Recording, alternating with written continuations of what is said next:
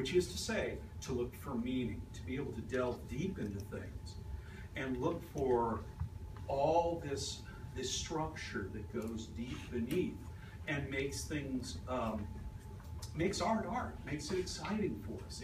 It's about, and we also study things like the way that a writer learns to manipulate us. He plays like a puppeteer with our emotions.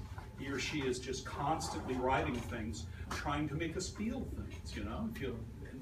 And this applies to all our things, not just to short stories, not just to the wonderful world of adult fiction, but when you go out and you're paying your $10 or whatever god-awful fee you're paying these days to go to a film, that you can use the same sort of analysis, the same sort of techniques. All right, enough of that. Hemingway, when he wrote this story, he sat down and he hammered it out. It took a few weeks, and he came up with the story, and it was about 28 pages long.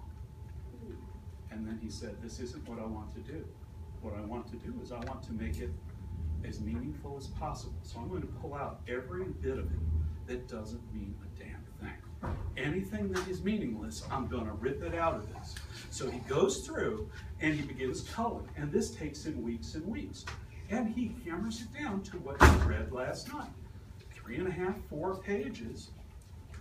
But to Hemingway, every single word in it serves to advance the story, the theme, the tone that he wants to set, the themes that he wants you to speak about, the hidden messages that he has in there. Now, the great thing about it is, you could read, your 10-year-old brother or sister, you could hand them the story without even a second thought. And they will read it, and you'll go, what did you think? And they'll go, boring. A guy and a girl sit there, and they have a couple of beers, and then they're done. Nothing happened.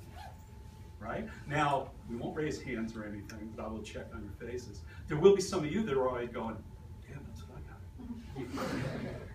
Well, okay, they were there, they talked a lot, had a few beers. Let's have some more beer.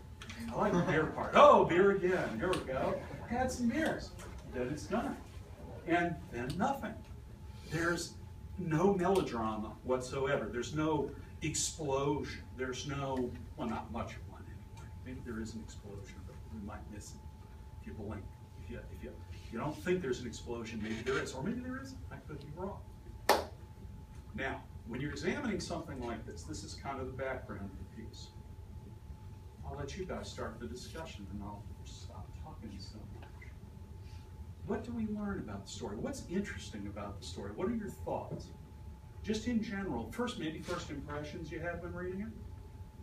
Just feel free to raise your little animal-like paw and just give me an idea. Don't be afraid about being right. There are probably right or wrong answers, but there is no one right answer for this. Not at all. It's all conjecture. And you guys are being paid to embellish. You're being paid to speak articulately and come up with ideas. Yes, Messiah?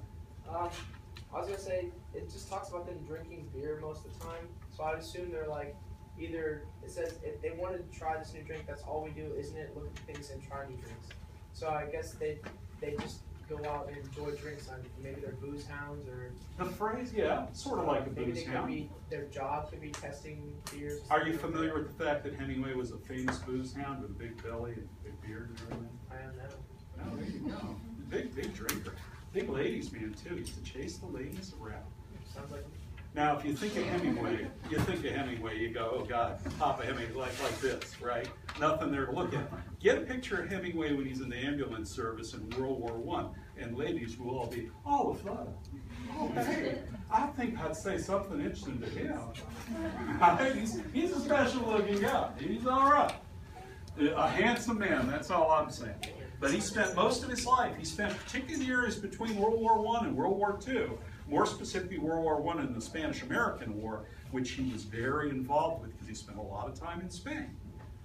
You ended up with Hemingway as this part of this lost generation, and he spent a lot of time drinking, he spent a lot of time traveling around, footloose and fancy-free. He hung out with a lot of young ladies. He liked the young ladies. He chased after them whenever he could. He caught them as often as he could, and then he threw them back in, probably in bad ways. Not necessarily good ways. I'm not saying this is altogether what you want to do. Later on in life, he became a aficionado of blood sports. He loved bullfighting. He loved shooting elephants. He loved things would not be politically correct these days, to say the least. He loved sports fishing. And he did that into the 60s, and when his body was starting to break down and things weren't working right, he put a shotgun in his mouth and he blew the top of his head. That's Ernest Hemingway. But in between, he also wrote a lot of great American novels. And he wrote a lot of this type of stuff, short fiction as well. This counts. It's a short story. It's also a short story. It's the shortest of short stories. When we're examining something like this, what are things we have to think about? What's the first thing you run into in this story? First element. Raise your hand. Somebody tell me about the first element of the story. You got it there on the paper. You have to take it home. Mr. Bringle is tasking you with something. What do you? No, before that. What? Before that, because you setting, you got to go down here. What's up there? The title. It looks like white elephants. Symbolism. What the fruit, man? What the fruit? That's like white elephant. That's a crazy title, right? I'll bet Mr. Bringle warned you, don't look up the phrase, right? Did he? Did he tell you don't look up that? And later on, when we're done with our discussion, go look it up later on. You'll see all the sad little, I don't know what to say, just the semi-retarded sort of college students that are maybe not going to make it all the way, but they're like, help me somebody, I don't understand, it's like white elephants. Which is okay, we're here just to talk about it. You're still in high school, you got time to get past this. You got past this, and Mr. Bringle will be instructing you all year, bringing you up to this, where you'll be so far ahead of these guys, you'll go into college, you'll know what's going on. In any lit class you get stuck in. Just like white elephants. Well, they're talking about the mountains and stuff later on. They are. She says, I guess they're big. They're because they're There's big. The elephants. There you go. I think they're big because they look like white elephants. Is it important? Probably. That's a good answer. We don't. The other answer would be I don't know, but probably is a logical answer too, because he picked it out to be the title of the book. It's like To Kill a Mockingbird. Damn, and they're going to kill that mockingbird? No, it doesn't happen. But they do talk about it, and only later on, upon reflection in the novel, has anybody read To Kill a Mockingbird? Hands. No, this group skipped it. Okay.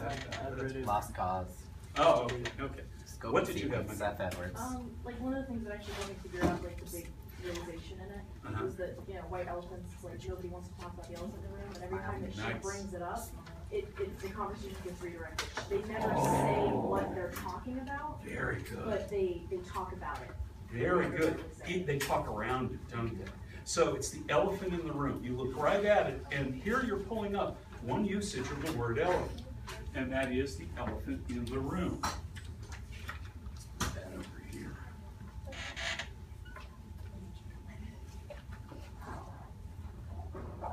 Excellent. That is so good.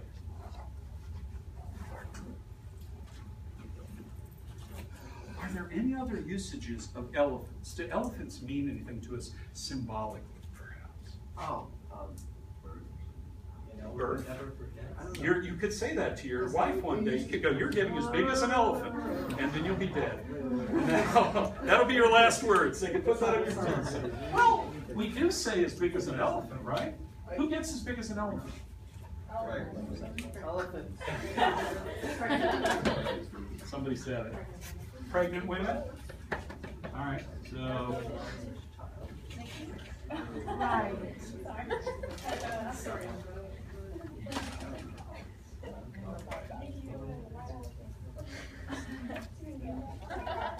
All right. Yes, sir. Like an awkward situation, like the elephant in the room. It is. Well, the elephant in the room, the awkward situation you don't want to talk about, or the gorilla in the room gets referred to as the same way. Very nice, very well said. There's another usage, there's an older usage. Now, this thing was written in 1927. So sometimes we have to constantly go back and touch on 1927. I made Mr. Bringle a handout called Themes by Decades. You guys should talk about that when he gives that to you. And you should look at it because it's not when things are confined to, but there are different decades that are there are just the decades where we start talking about it. If I'm reading a short story, even if I don't have a number on it, and it's talking about, let's say, a women's liberation issue, my first thought is I'll put it right in the 70s, because that's when we really start discussing women's liberation.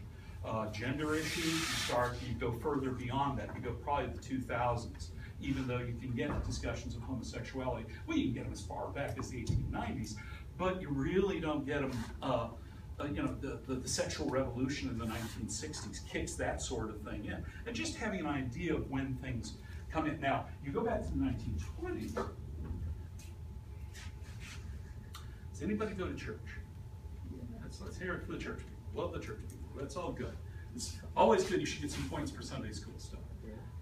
Anybody heard anything about an elephant with a church sale? Have you ever heard? Think back for a second. This is when your grandmother or grandfather would help you, but your parents, geez, maybe your great-grandparents. No? Has anybody here? All right, somebody want to real quick Google, if you will, and whoever wants to do it. Google just the phrase white elephants. See what you come up with. Define white elephant. Try that. Somebody find me a definition for white elephant.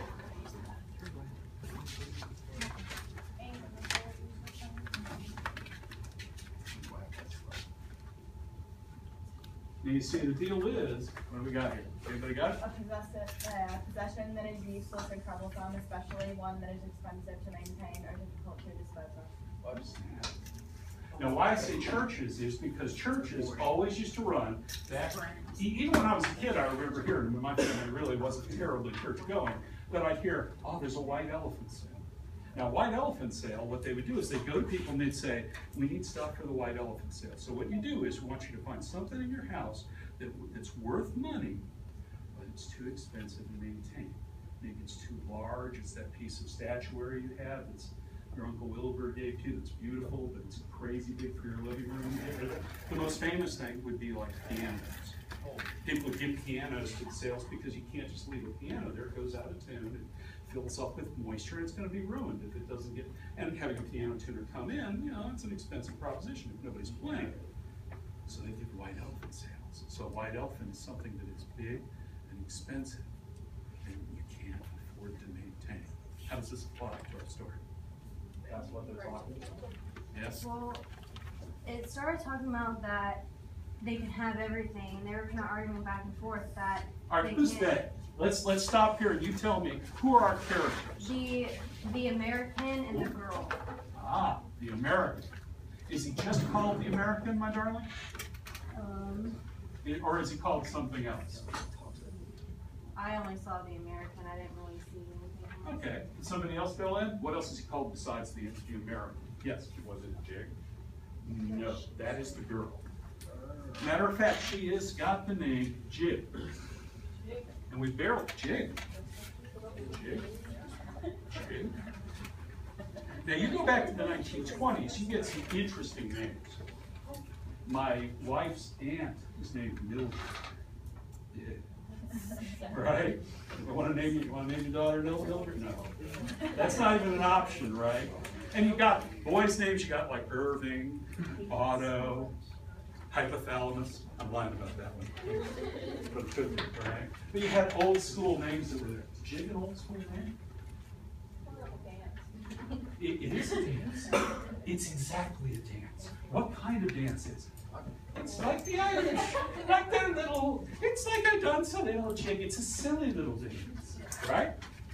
It's a silly little dance. Is that fair?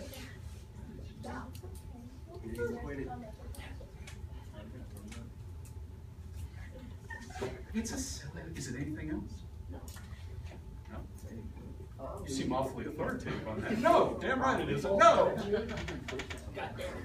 It is a lure. They use a jig to that sort of thing. That's it right there.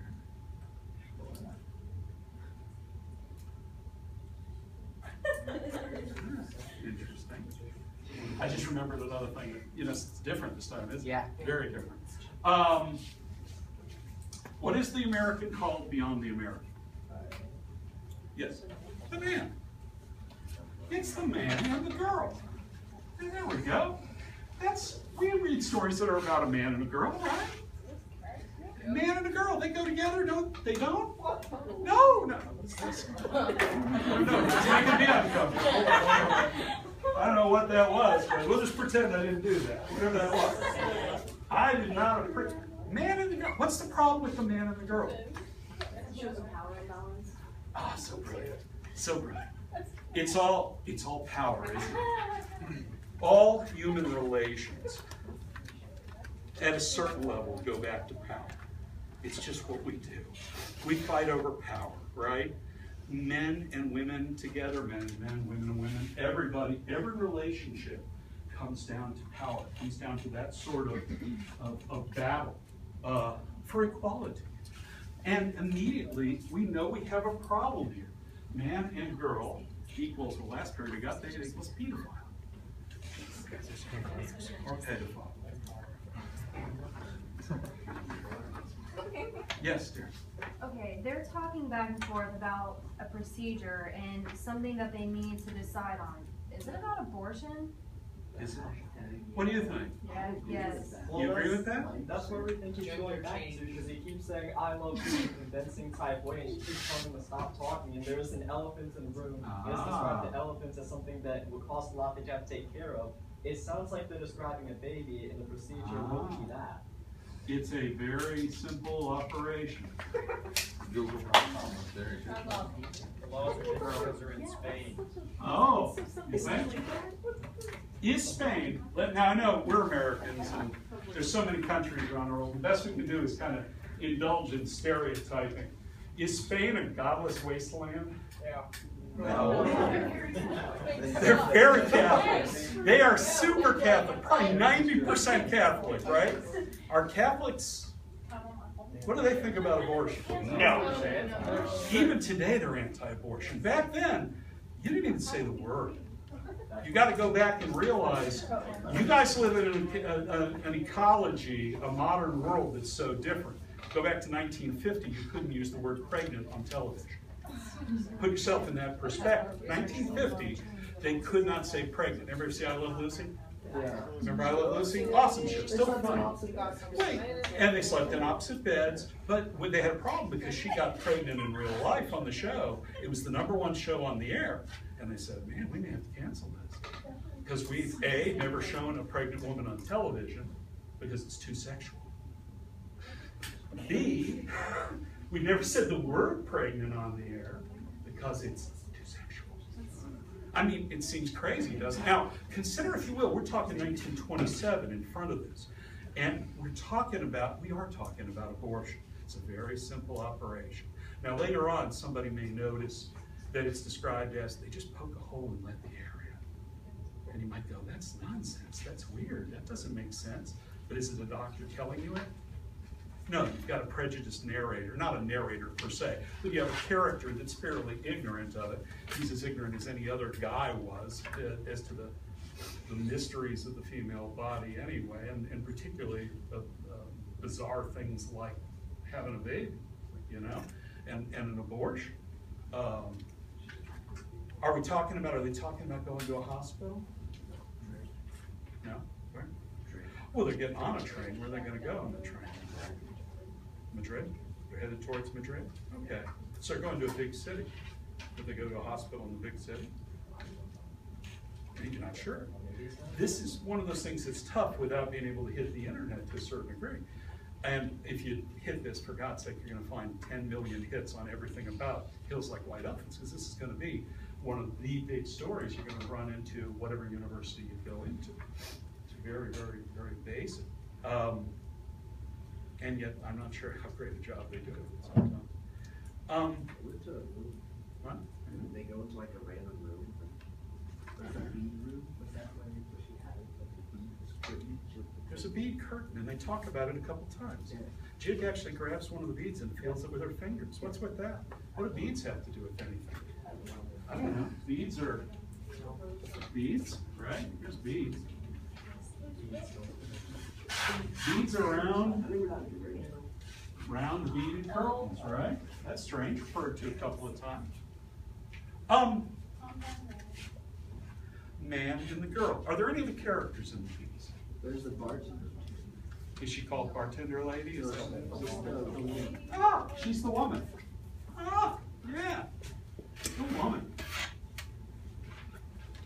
And actually, that's our three characters, right? Now you got two characters that would be qualified as round characters. They're filled with, they have psychological depth. You get the feeling there's things going on in there. We only get really the dialogue for the most part. We don't even get into their minds. The author pulls us away from that and gives us just the periphery. He says you can just look at the edge of what's going on. You can't see down here in this gray zone or this area of shifting light and shadow, which is the human soul and how we fight with each other and how we try to get each other to do things, how we bend each other to our respective wills, right? This psychological struggle, we've got that there. What do we get from the woman? Huh? The reluctantness. Oh, good try. But you see what? She's not as round as she is, as they are. She's practically furniture. She is a nice little static, flat character. She's just there to move the story along. She comes in, she looks at him, says, you want a couple of beers? Do you want two big ones? You want two big ones? Two big ones? Huh? Huh? Sure. Maybe. Two big ones. Yeah. And the woman. Now, looking at our triad, the man, the woman, the girl, what hits at the power imbalance? You know, you jumped right on it. Do you see the power imbalance in occupation, in work here?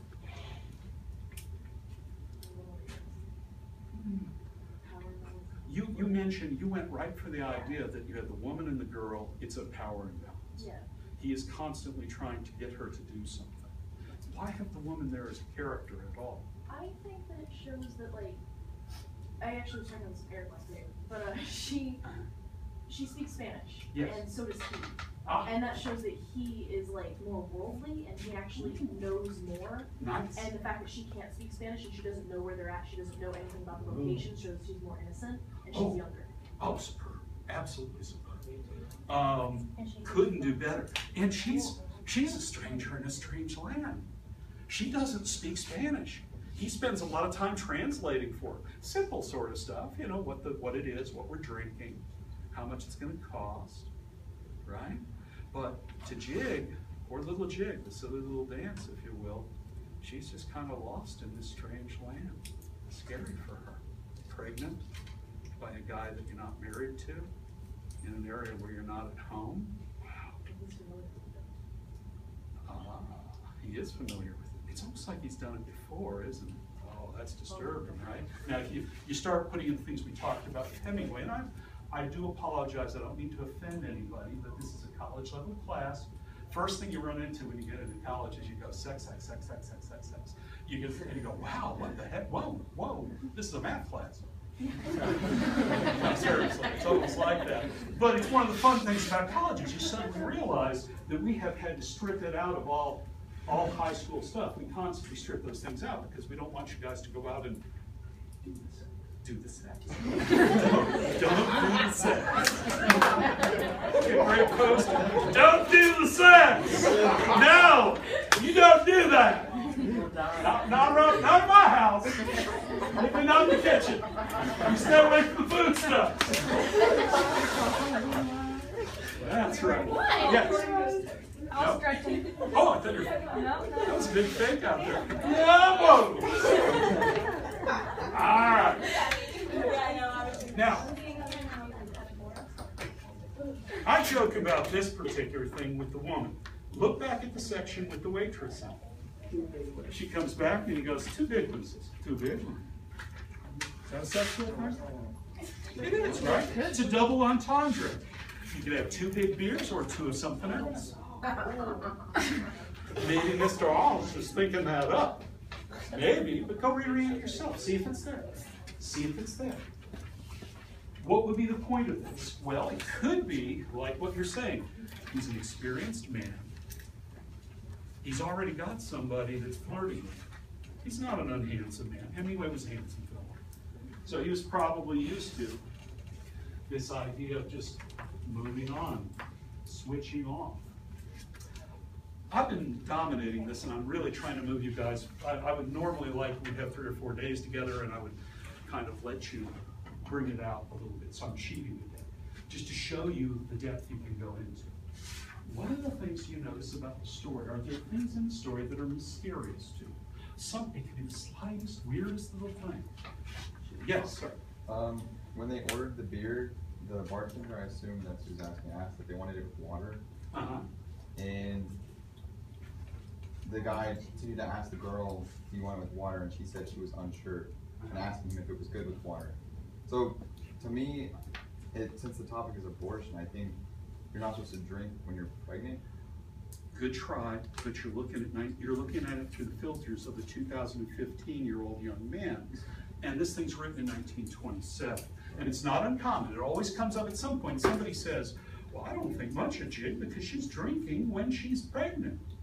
Now, anybody know anything? Have you got something on this or something else? Oh, well, anyway, back then they didn't really think of that much. Yes.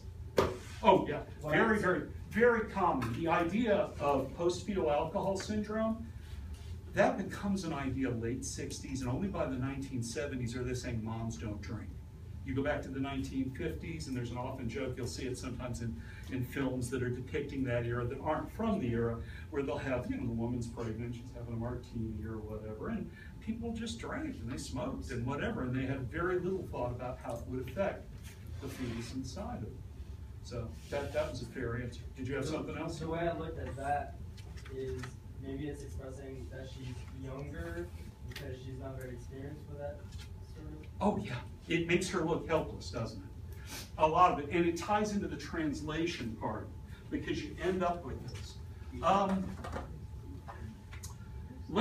Yes, ma'am. The only thing I saw absinthe, and I know that was like some kind of concoction made out of like flowers and herbs, and back then It had was opium said to in it make you too. hallucinate, Yeah. Oh yeah. and then it was banned and then brought back later. Anybody seen Moulin Rouge? The film Moulin Rouge? Moulin Rouge has the green fairy in it, which was on the absinthe bottle, and it's actually an homage to this wild, libertine lifestyle, sex and trouble and all sorts of things. And it starts with absinthe, and it's a narcotic, it's addictive, it's dangerous, and it was illegal in Europe until fairly recently. It still is in Europe for the most part. But of course we have to rediscover things like that. Anybody got anything else? Yes, sir. The part with the licorice. Everything tastes like licorice. Why licorice? Because She's she's craving supposed to be licorice. a young person, and it's kind of making her seem younger to describe alcoholic drink as candy. Exactly right. It makes her look even more childlike, right? All the things are like licorice. Now, licorice was your great-grandparents' candy of choice. By the time my generation came along, we were starting to go licorice. And you guys, anybody like licorice? You like licorice? Where can you even get it? Like Good and Plenty's? That was the only place you could. Does Twizzlers count? Good and Plenty's, you had to like put it inside a pink or white candy shell in order to eat it. And then you, Not yes. really. I like Yeah. it. Maybe. Very fine. Let me steer you in a certain way that's interesting. Let's go into Dan Brown territory. Okay. Anybody know who Dan Brown is? Anybody read anything by Dan Brown? Da Vinci Code? Yeah. Da Vinci Code, Angels and Demons, that sort of thing. Brown, the reason I say Dan Brown territory, let's talk for a minute, let's talk numbers theory. Now, I want a cautionary note. Sometimes numbers are just numbers. Sometimes they're just tossed in. Sometimes numbers are important. Really clever writers like Hemingway, like Joyce Carol Oates in the story you might do later in the class, I hope you do. Where Have You Going, Where Have You Been? It's one of the great horror stories of all time. Sometimes authors play with numbers. Are there any numbers that jump out at you in this story? Look through it in front of you, take a different page. What do you got? 40 minutes and 2 minutes. 40 minutes until the thing arrives. 2 minutes. Okay, we got 40 minutes. We have 2 minutes left. All right, 40 minutes until the train arrives. Yeah, from Very nice. You notice that. That's an interesting thing, isn't it? All right. It only waits 2 minutes. It only waits 2 minutes. It's there for 2 minutes, and then it departs. What else? What do you have, sir? And then it also says later on 5 minutes of the train. 5 minutes? Okay. All right. Come on. Yes, sir. 2 strings of beans. 2 strands of beads. Once again, those darn beads, right?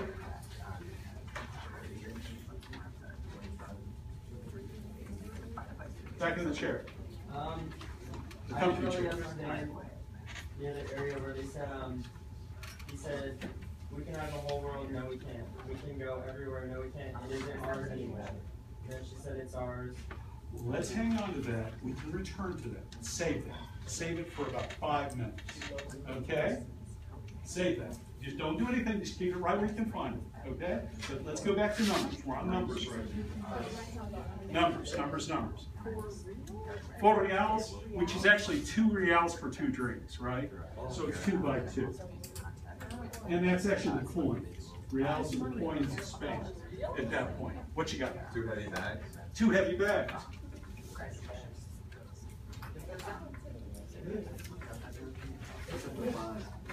Yes. Now let's go with real numbers for right now. Could we please go with real numbers? Are you sure 5 minutes is in there? Well, no, I'm asking. Tell me where I've been there. No. Is 5 minutes in there? Now, without even doing anything else, are you noticing something interesting? You're seeing the 2s, right? Now, if you keep going, you're going to get 2 beers, another thing of 2 beers, 2 felt pads. Now, bear in mind, Hemingway said in his writings about the piece, he pulled everything out that wasn't important. Why the hell are you talking about felt pads, Hemingway? Coasters, I like having a coaster for my drink, but it's not usually so important. It plays part of the story. But you got 2 felt pads with 2 beers, 2. Yes? There's twins. Good try, and we've been down this road before. Do you have any evidence other than the cool idea that there could be twins? And is twins being relevant? Because truthfully here, if this story is, as we suspect, a simple operation that's an abortion, yeah, well, it means there's going to be, and it means pretty much there's going to be a death here, right? It means there's going to be a termination. It's an awful thing. I admit I'm a pro-choice sort of guy, but I think everybody in the world will say that abortion is an awful thing. It's a dreadful, dreadful thing that you should try to avoid at all costs.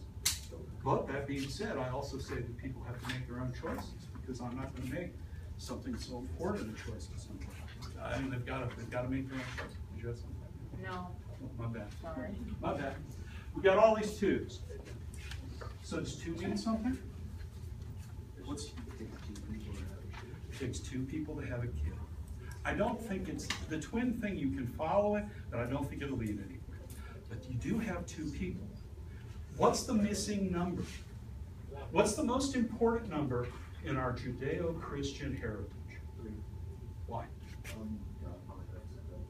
Yep. Father, the Holy Trinity, Father, Son, Holy Ghost. Mild they would call it Holy Ghost. At some point they decided that was too scary for the kids. Whoa! Oh yeah, it's Holy Ghost.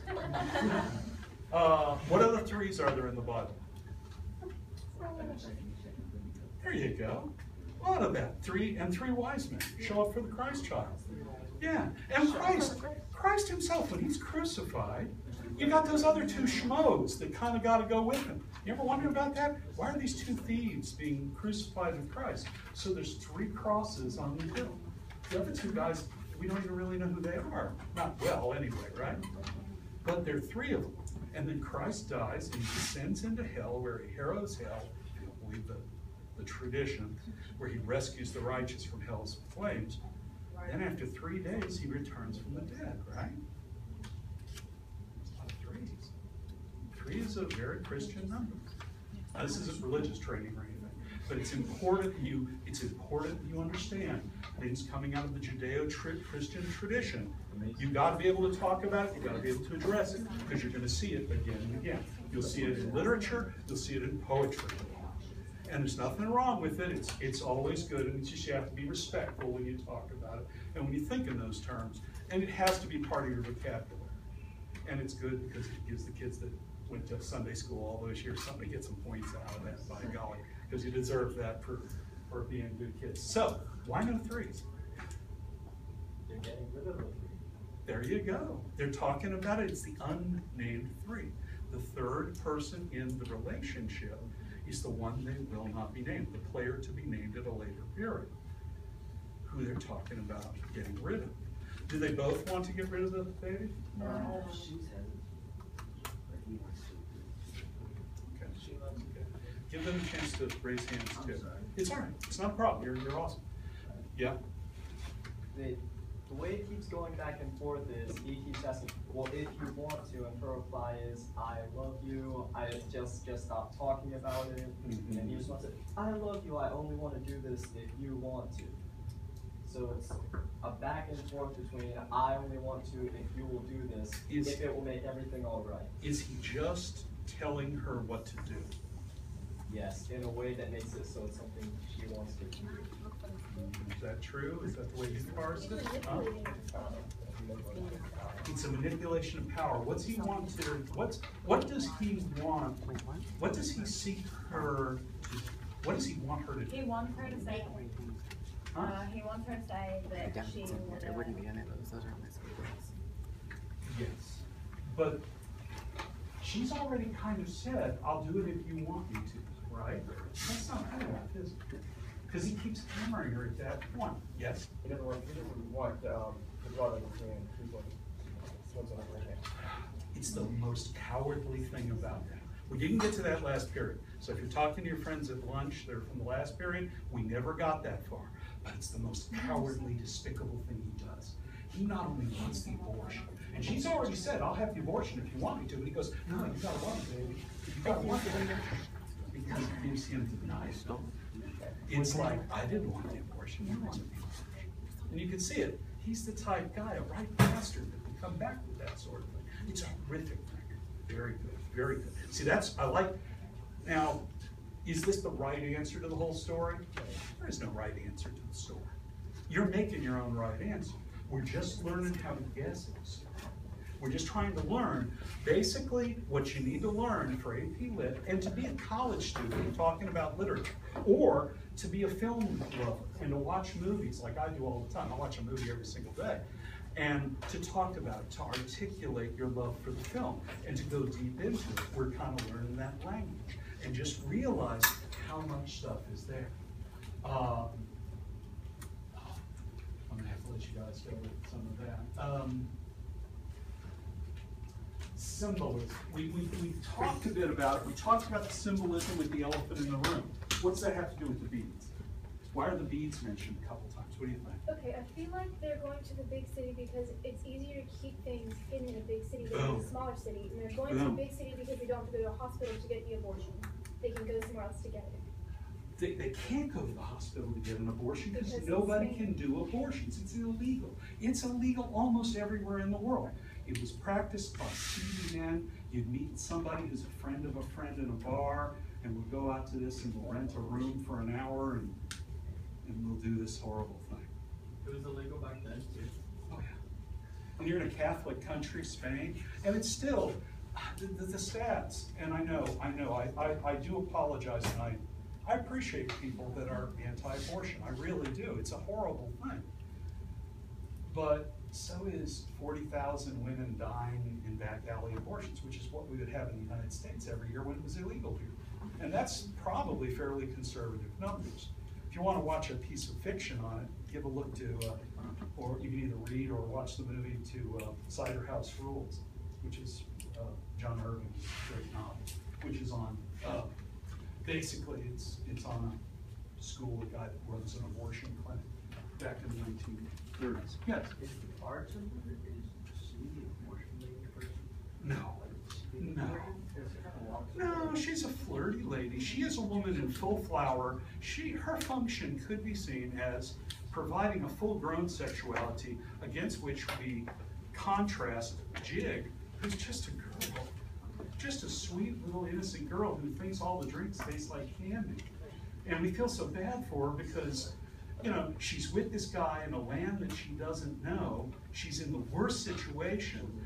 Yeah, and she's not even sure of the relationship, right? This is a guy that, for all we know, could abandon her. But then again, he doesn't want to be thought a bad guy, right? Because he wants to convince her to make this horrible decision herself so that the damnation is heaped on her head, thinking in Judeo-Christian terms. Yes, ma'am? Maybe the beads connect to where they need to go to get the abortion instead? Maybe. Just think symbolically.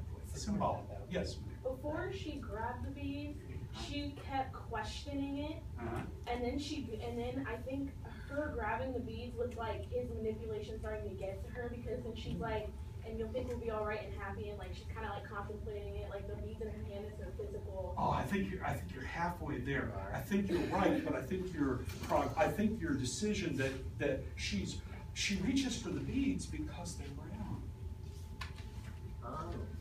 Elephants are round.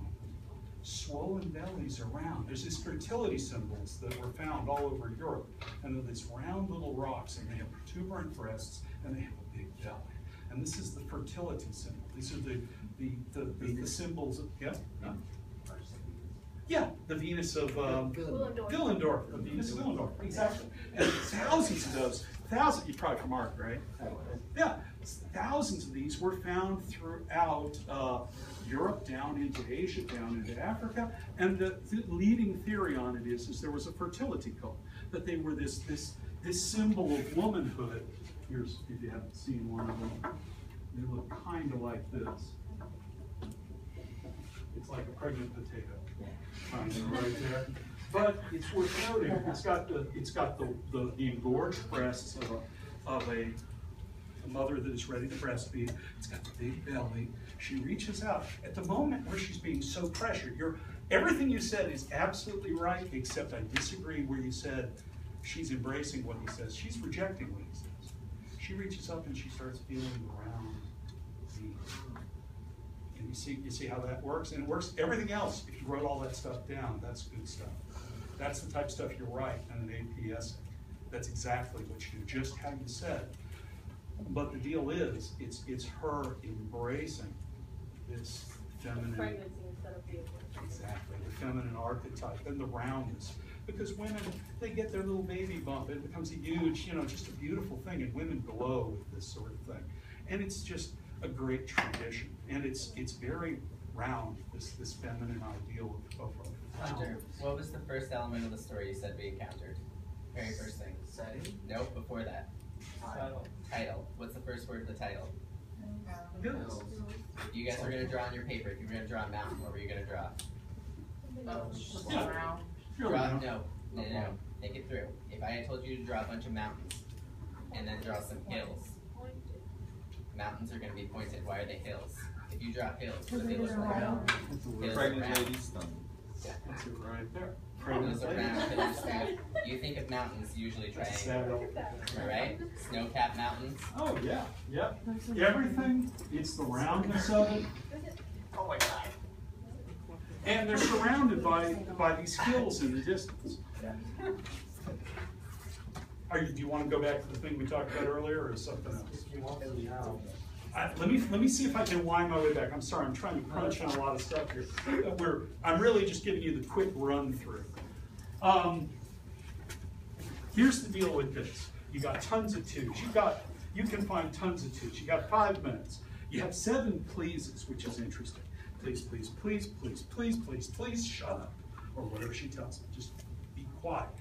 Which is intriguing because you got 7. It's the only place that 7 shows up in the entire piece. This, now, 5 minutes does appear in the piece. Is 5 minutes, does it symbolize something, or is it just something we say a lot? It's what we say, right? I'll meet you in 5 minutes. Hurry up. Come on, let's get out of here. I'll meet you out there in 5 minutes, right? The train comes, well, the train will be here for 2 minutes. There's 2 strands of beads. There's 2 kelp cloth. It's 40 minutes till the train. Is 40 a number that we run into anywhere? What? You're pregnant for 40 weeks. You are pregnant for 40 weeks. That's one they didn't bring up last time. Yeah. You're pregnant for 40 weeks. Does 40 have any other meanings? Sunday school kids. In the Bible. Bible? Somebody said the Bible, yeah. Yes. 40 days and 40 nights. 40 days and 40 nights, the rains come down, and Noah gets busy building his ark. Is that the only 40 in the Bible? Probably not. That's a good answer. Probably not. Noah leads the Jews out, and the Israelites. He leads them into the desert. And Moses is one of the lousiest direction guys in the world because he gets lost in the desert for 40 years. Yeah. But most interesting is when Christ goes into the wilderness. Now, this is something we haven't really even talked about. Talking about twos, what's the setting of this place? Of the story? Where's it set? Is it in Barcelona? No, it is not. Oh, the River Ebro? The River Ebro. Almost like embryonic, isn't it? Embryonic having to do with big. Now, is that on? There is an Ebro River. This, if you go check it out map-wise, you'll find it does exist. You're between Barcelona and what other city? Madrid. Are you on the outskirts of either one of them? No. You're at a little train station in the middle, in the wilderness between them. This is a battle that's done in the wilderness, right? Between a man and a woman. And they sit out there and they have beers. And at one point she gets up and she wanders away from him. She's in the sun and she moves out and she looks to one side of the railroad tracks and she sees the Ebro River and she sees fields of grain and she sees wheat and she looks out the other side of the tracks and she sees desolation. She sees dead plants. She sees tumbleweeds. She sees nothing but death. One side of the tracks is this, one side of the other has the river, which she sees through these trees, and she sees there's a beautiful field of grain, but a big cloud is passing over it. Look it up, see if I'm not right here. I'm paraphrasing at this point, but a cloud passes over it, and the darkness is upon the wheat. What does wheat represent? Babies. It's fertility. It's the reason it's on all U.S. currency, right? U.S. symbol of the United States. That big old, you see the big old eagle there. In one hand, he's got one claw, he's got arrows. Because that's us, we're violent. We're Americans. We were forged in violence. Other claw, wheat. Just wheat. Because we're fertile. And it's a fertile nation. And we'll go out and we'll have this sort of thing. Now, you've got a train station between Barcelona and Madrid in the wilderness. And what does the man say to her in that section you just had? He says, we can go anywhere. She said, no, we can't. It isn't ours anymore. And he said, it's ours. And she said, no, it isn't. And stop right there. We don't have much time. All right. Christ goes into the wilderness. He leaves the cities. He goes and he fasts. He sees visions for 40 days and 40 nights. And at the end of the 40, the devil comes to him. And the devil stands in front of him and says, you need to be with me. You need to do what we need to do. We can share this all together. And the devil takes Christ up onto a hillside, and they look out over it. He says, get this all. We can have it all. We can have everything. To which Christ responds, get thee behind me, Satan. Do not tempt me, for I am the Son of the Lord my God. I'm paraphrasing here. But he says, get thee behind me, and Satan takes off. And Christ is ministered to by angels and carried off, and we go off into another adventure. But the deal is, the temptation of Christ is 40 days in the wilderness. This is 40 minutes in the wilderness. And the young girl has to fend off the adult man. Now, how much of what we've said is me blathering and how much of it is real? I don't know. The great thing about a short story like this, a short story, takes you 5 minutes to read. I would say, read it over again. Maybe talk about it next Tuesday if you want some more. See if you agree with it or disagree. A really fun thing you guys can do next Wednesday is set it up like a radio play. Somebody be the man, somebody be the girl, and it's thank you so much for letting me come in and see you. It's been a pleasure meeting you. I was in this class and I read this, I would not have known anything.